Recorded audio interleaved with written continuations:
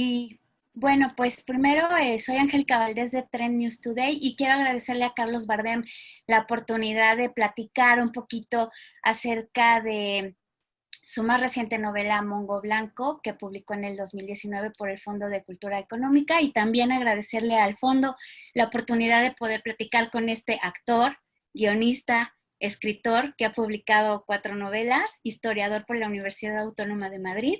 Y bueno, yo lo primero que quisiera preguntar es, ¿cómo nació la idea de esta novela? Que obviamente en una parte de esta viene que se inspiró un poco en las visitas de Cuba, pero ¿cómo nace esta idea de hablar de este hombre, Pedro Blanco Fernández de Traba, que, híjole, es el lado B de lo que comúnmente tenemos en la memoria de lo que es un negrero y del esclavismo, ¿no? En América. Bueno, viene de la confluencia de dos cosas. Yo siempre escribo a partir de un cuestionamiento para comprender algo.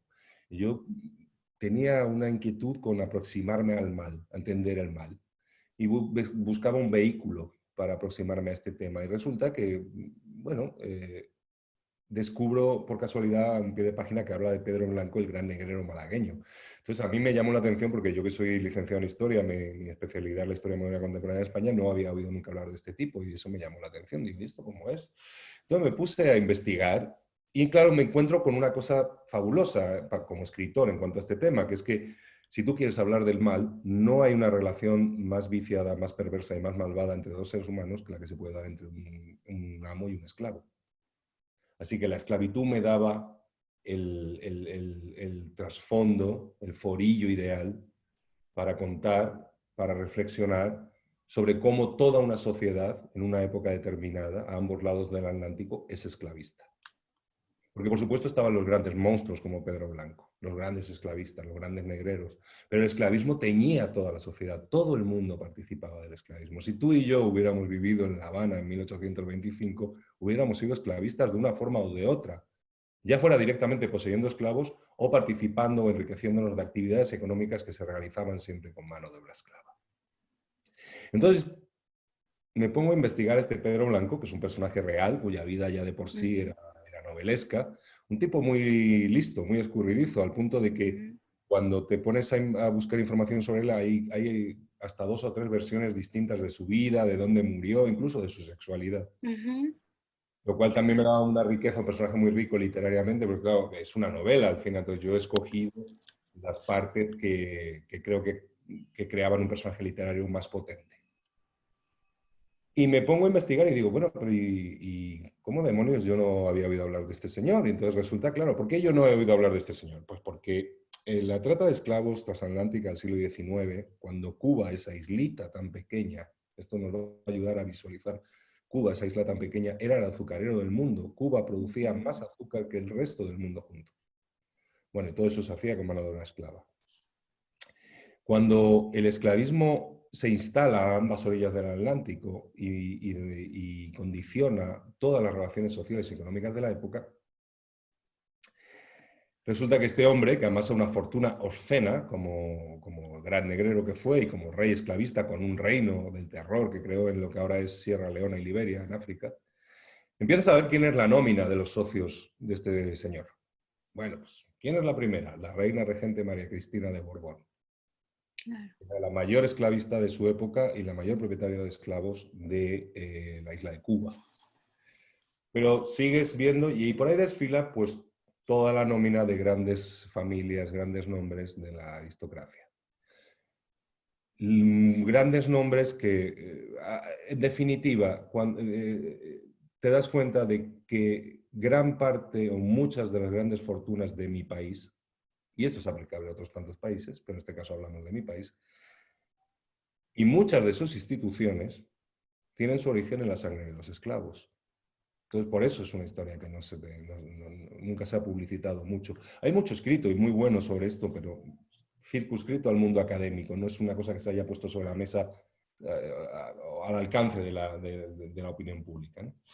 Entonces, Sí. bueno, me encontré con un tema fascinante y ahí me aventé al barco, me fui a África, de África a La Habana, pasé temporales, crucé junglas y le ofrezco a la lectora, al lector que se acerque, creo, Yo soy de los que piensa que, un buen libro, yo soy de los que piensa que las etiquetas son más herramientas de venta. Las etiquetas las ponen los editores y los libreros. Mongo Blanco es una buena novela histórica, le han dado el premio Espartaco, mejor novela histórica en castellano del 2019. Es Ujú. una muy buena novela histórica y todo lo que es información histórica es fidedigna y está contrastada, sí. Pero también es una gran novela de aventuras. Claro, Y creo que también es una gran novela sin adjetivos, en el sentido de que es una novela que transita temas que pertenecen a la gran literatura, como son el mal, la construcción de la memoria, la locura. sí, las enfermedades Entonces, mentales. yo creo que mi trabajo a lo largo de 5 años fue recopilar mucha información, luego ordenarla de manera que generara un libro, que generara literatura. No es una monografía para especialistas, no es un libro Ujú. para especialistas. Es una novela que le va a tender una trampa a quien se acerque a ella. Primero le va a agarrar de las manitos. Y le Sí, va a claro.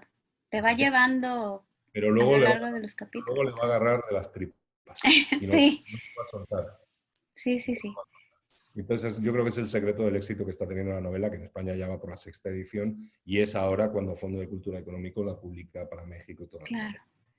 Un poquito, regresándome a la parte de la estructura, yo la verdad amo la novela histórica, pero como mencionaba, ¿no? Me da tintes de novela negra, de un poco thriller, de la parte de aventura. La verdad es que desde que inicia la novela te va llevando y te va adentrando en este mundo, el lado B de este hombre que era en su tiempo un rockstar, ¿no? Yo investigué 4 millones de dólares, se pensaba que era su fortuna, ¿no? Y tenía cuentas desde Nueva York, Brasil, las Antillas, ¿no? Entonces, Claro. Él tenía, sí. Sí, sí, perdona. creo, no, perdón, creo que este personaje sí tiene un poquito el por qué se dedica a lo que se dedica. Y a veces pensamos, y eso también viene a tirar un poquito esta gran novela, el mito de los negreros, pues no les quedaba otra y se metían a traficar con negros, ¿no? Y realmente aquí nos damos cuenta que era una profesión en la cual ellos se tenían que instruir y realmente les daban un barco asignado a poder trabajar de eso. Igual y me equivoco, ¿no? No, no, no te equivocas. O sea, en negreros, como en todo, había muchos niveles dentro de la trata de esclavos. Había negreros que eran francamente miserables. La marinería Ujú. de los negreros era la marinería que nadie quería, era la escoria de los puertos, porque era el trabajo más duro que había en el mar, era ser negrero, el Sí, más claro. peligroso, más que la marina de guerra. Pero está bien visto lo que dices. Pedro Blanco era un hombre muy culto. Era un hombre que había estudiado toda su infancia y parte de su juventud en el colegio San del Telmo. mar de San Telmo. Era Ujú. un marino excepcional. Era un aventurero muy arriesgado. Mongo se refiere a que fue rey y esclavista en África. Los mongos fueron tres y este fue el último y el más grande. O Era sea, lo que iba a preguntar, ¿por qué el nombre de Mongo, no? bueno, los mongos eran los reyes de la trata. Mongo significa en la jerga de África Occidental el rey del río, pero los ríos han sido siempre un poco las venas abiertas por las que se desangra África de materias Sí, primas claro. y de seres humanos. Entonces hubo tres mongos. Pedro Blanco, de joven, aprende las mañas del oficio con los otros dos mongos, el mongo John Ormond y el mongo Chachada Sousa, y luego los acaba desplazando y sobrepasando en todo. Está bien lo que tú dices en el sentido de que era un rockstar. Esos palacios que ahora vemos degradados en La Habana, abandonados, esos palacios eran de negreros y de esclavistas que se traían a la Comédie Française a capturar en su casa. Eran donde había comidas de 100 platos en vajillas de oro, donde había negros que te abanicaban literalmente mientras comías para que no se te molestaran las moscas. Un nivel de lujo obsceno. Y todo eso salía de la sangre de los esclavos. No Sí. eran pobrecitos. Era gente que Mm. se dedicaba al negocio más rentable de la época. Hay una cosa que es un dato que yo deslizo en la novela, creo que es muy ilustrativo de esto. Las expediciones de los negreros se financiaban por venta de suscripciones, venta de participaciones. Ujú. Por supuesto, había grandes esclavistas que ellos solos cubrían los costes de mandar un barco a África cargado de mercancías con marinería y traerlo lleno de seres humanos. Pero está documentado que el 50, más o menos el 50% de esos barcos los financiaban con pequeñas participaciones gente, entre comillas, normal, como gente como tú y como yo. O gente que, un tipo que tenía una tienda de abarrotes y le había ahorrado, un artesano que había ahorrado unos pesos, una costurera que había conseguido ahorrar cosiendo para las casas nobles. Y tenían sus pesitos y decían, bueno, ¿y dónde pongo yo mis pesitos que me den más rentabilidad? ¿Qué es lo más Como rentable? los bonos de guerra, ¿no? Claro, ¿cuál es el negocio más rentable? Pues el negocio más rentable es la compraventa de seres humanos. Ellos hacían su Claro. cálculo, digamos, estos pequeños inversores, hacían su cálculo. Decían, bueno, yo puedo con esto comprar 2 negros. Si llega el barco, vendo un negro, recupero lo que he puesto y ya le gano. Ya he doblado o triplicado mi inversión inicial. Y aparte me quedo con un negro o una negra que va a trabajar para mí. Claro. Ahí decía, ¿no? De $20 a $350 cada uno, ¿no? 350 o incluso 420, 460. Hay una cosa muy curiosa de la época de la trata de Pedro Blanco. La trata transatlántica en la primera mitad del siglo XIX empieza a ser ilegal y perseguida por la Marina británica, luego a esto se suma la Marina estadounidense, Ujú. y como todos los negocios, pues, como es el negocio del narco. Cuando tú haces ilegal algo es cuando generas un gran negocio. Entonces, Pedro Blanco, cuando amasa su gran fortuna, es precisamente cuando la trata de esclavos se vuelve ilegal. Sí, claro. ¿Por Ese qué? imperio. Porque eso abarata mucho la materia prima al ser humano en origen. Los negros pasan a costar $20. Además hay un dato curioso, eran $20 que casi nunca se pagaban en dinero, en plata o en oro, se pagaban en mercancías, mercancías que los negros compraban al por mayor, en lo que solían llamar la Santa Trinidad, que era ron, pólvora y mosquetes. ¿Por Ujú. qué? Porque dando ron, pólvora y mosquetes a los jefes tribales generabas un estado permanente de guerra que era la fuente de generación de esclavos. Entonces, estos tipos que pagaban $20 en mercancías por un ser humano, dependiendo de su edad, sexo y condición, si conseguían cruzar el Atlántico y ponerlo en Cuba, ponerlo en Puerto Rico, ponerlo en Luisiana, o en las bóvedas de Cartagena en Colombia mientras existió la esclavitud, o en Veracruz mientras existió la esclavitud en México, que se abolió en 1829, creo, con la independencia. Ujú. Bueno, pues ese negro pasaba a costar automáticamente entre 350 y 450 dólares. Imagínate la ganancia. Sí, ¿no? Y movía conciencias y movía muchos intereses. Ahora, eh, Todo el mundo participaba del negocio. sí, claro. Ahora, en la parte de la estructura, lo que también noté es que cada capítulo está cabeceado con el Sí, reglamento de esclavos de Jerónimo Valdés. Ahí, sí. ¿cuál fue el reto? Porque se ve fácil leerlo, pero complicadísimo hilar el reglamento, lo que dice el reglamento con la historia y no perder el hilo. Bueno, yo lo que pasa es que me encontré con este reglamento de esclavos que lo promulga un capitán general, Jerónimo Valdés, capitán general de la isla de Cuba en 1842, y me pareció interesante encabezar todos los capítulos con un artículo. No necesariamente que hablara sobre lo que pasa luego, lo que pasa es que inevitablemente te va a resonar porque está hablando de... Ujú. Porque lo curioso es pensar que ese reglamento que a nosotros lo leemos ahora y nos espanta, o sea, hay un artículo que es paradigmático que dice: los negros no podrán trabajar cortando caña en la época de zafra más de 16 horas seguidas. Imagínate, cortar caña con 40 Sí, grados, al 90 grados. rayo del sol.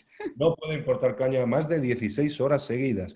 Cuando tú sacas un reglamento para fijar esa obligación de los dueños, porque no es un derecho de los trabajadores, sino una obligación de los dueños, es porque la mayoría debían trabajar mucho más de 16 horas seguidas. Claro. Entonces es muy curioso saber que ese reglamento que nosotros lo leemos ahora y nos espanta y decimos, pero qué barbaridad, en ese momento fue considerado excesivamente progresista por la aristocracia y la oligarquía esclavista, al punto que consiguieron la dimisión de este capitán general, con el argumento que nos resonará en la actualidad de muchas otras gentes y muchas otras situaciones de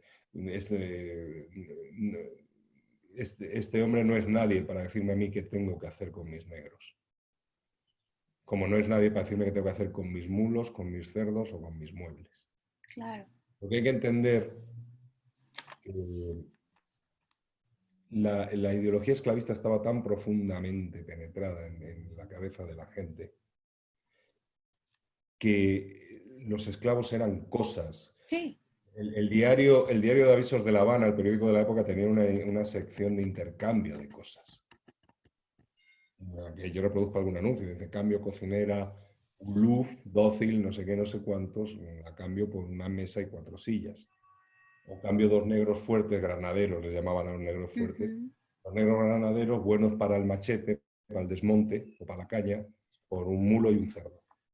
Sí, Bueno, claro. pues esos son anuncios que ponía gente normal y corriente. Sí, Entonces, a la hora de reflexionar sobre el mal, por supuesto, hay una reflexión sobre el mal absoluto que personifica Pedro, pero también hay un llamado de atención sobre un concepto que a mí me interesa mucho, que es el de la banalidad del mal, que acuñó Hannah Arendt.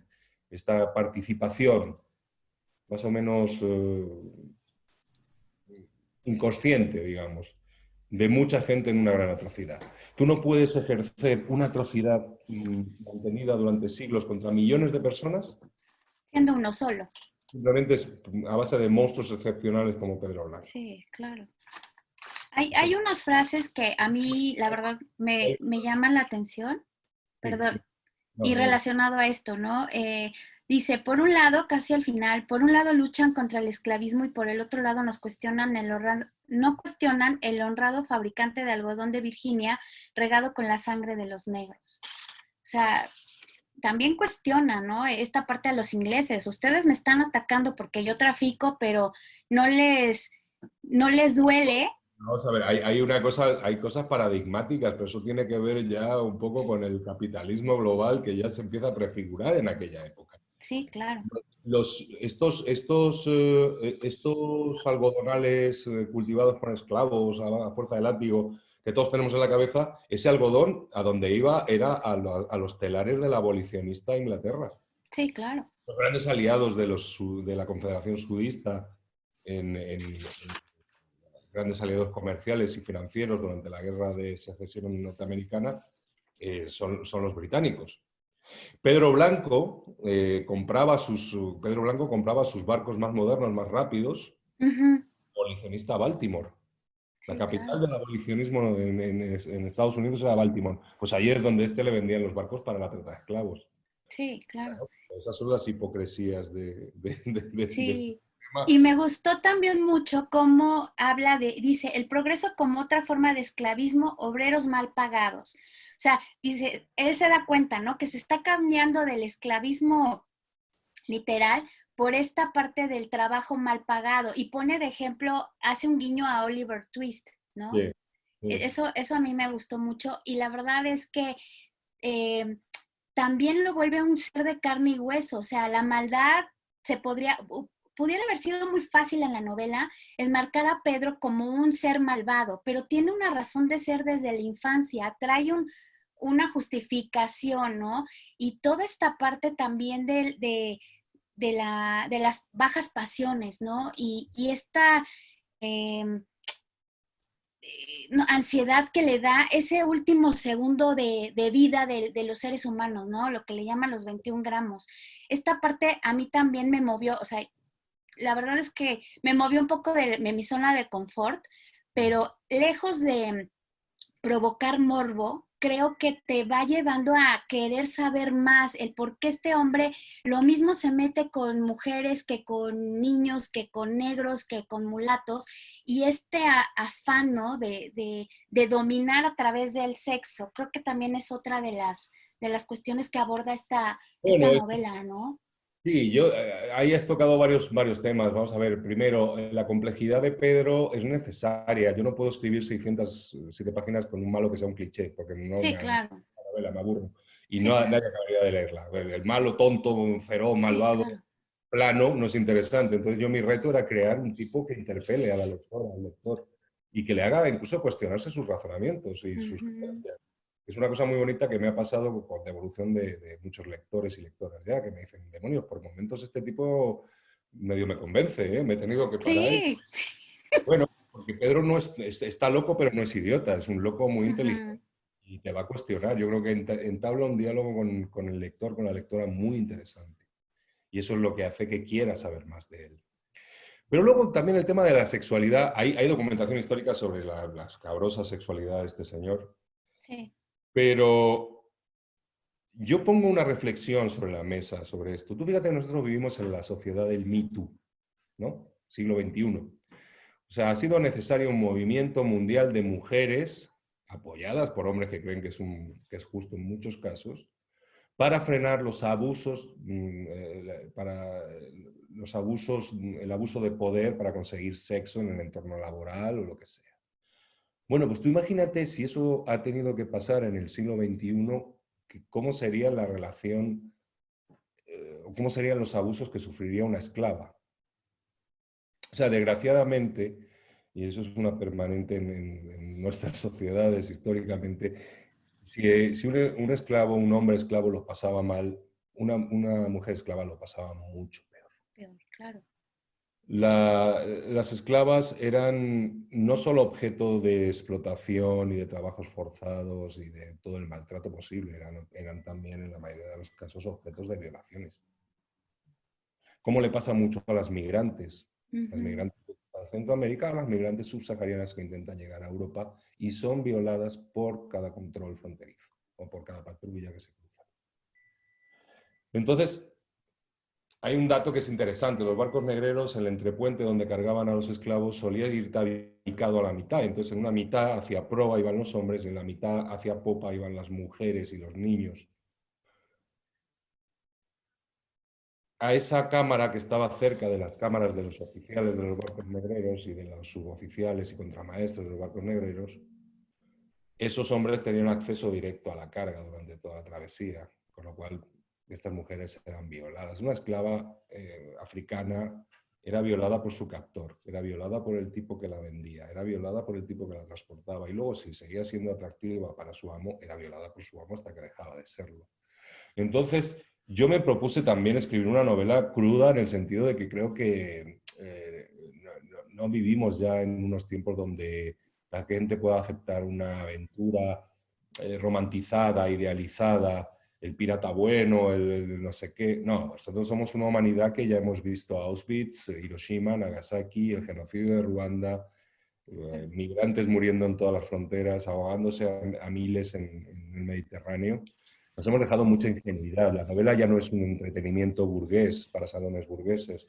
Así que yo que soy un gran amante del género clásico de la aventura, literario de la aventura, he querido actualizarla. Digo, bueno, yo voy a escribir una novela que cumple todos los cánones con la gran novela clásica de aventura. Pero Sí, vamos, claro.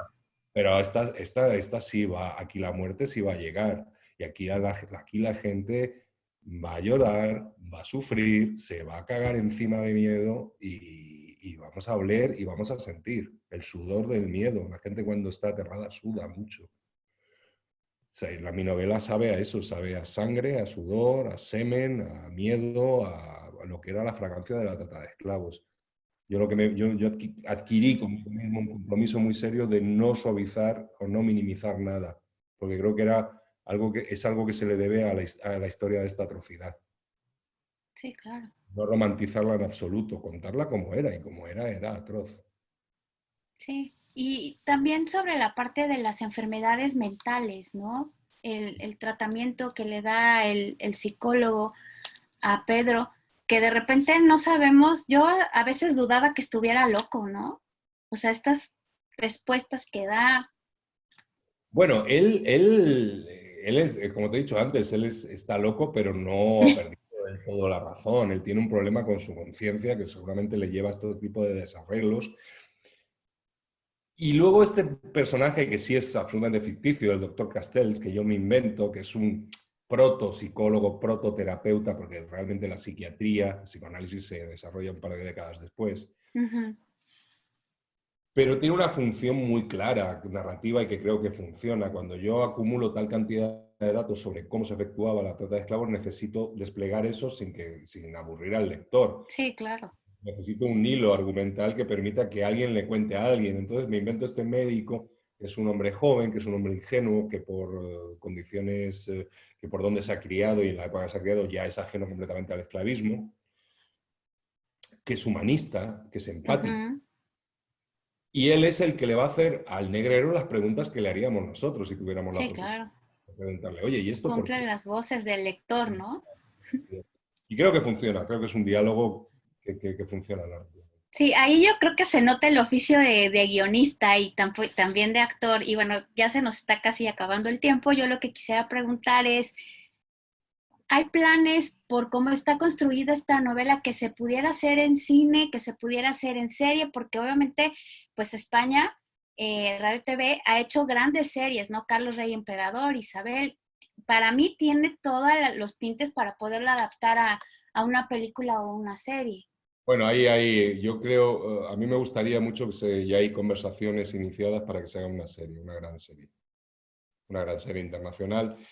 Y me hace feliz porque yo creo que es una novela demasiado compleja. Lo que es una virtud en la novela, que es la arborescencia de tramas, de situaciones, de personajes, meter eso en una película, en el metraje de una película, es podar, podar, podar, podar. Sí, claro, claro. En una serie de varios capítulos, pues tienes más espacio para ser más fiel a lo que es la novela. Entonces, bueno, sí, me gustaría que se haga una gran serie, sí. Ah, pues yo la verdad, casi para terminar, pues sí quisiera agradecer el tiempo, el que nos haya brindado esta gran novela, merecidísimo el premio de la mejor novela histórica en la Semana Negra de Gijón.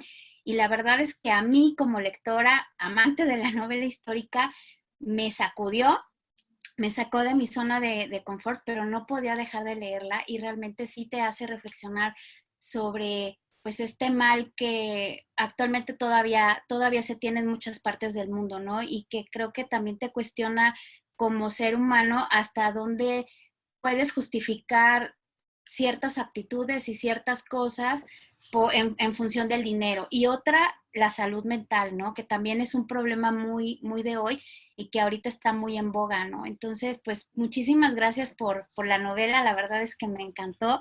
Muchas gracias al Fondo de Cultura Económica por brindarnos este espacio. Pensé que iba a estar más nerviosa, pero no, realmente aguanté. Yo no soy Este, Pedro Blanco, ¿eh? No soy Pedro Blanco. no, pero obviamente pues se sabe quién es usted y le agradezco muchísimo para Trend News Today que nos haya brindado esta charla tan amena, que nos haya despejado muchos datos de Pedro y pues adelante, que siga corriendo esta novela y que sigan los premios. Muchas gracias. Te agradezco mucho tus palabras, tu lectura de la novela y tu entrevista. Muchas gracias por vuestro tiempo. Gracias. Muchas gracias, Angélica, eres muy amable, gracias por tu tiempo, gracias por el Nombre a ti como siempre. Gracias, hasta luego.